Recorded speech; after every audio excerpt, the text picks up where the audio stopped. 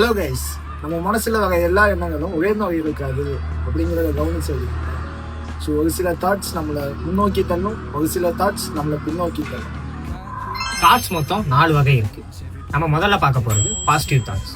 என்னால் முடியும், இது எல்லாமே மெதுவாக சரியாயிடும், என்னால் கண்டிப்பாக சாதிக்க முடியும் அப்படிங்கிற மாதிரியான ஒரு thought.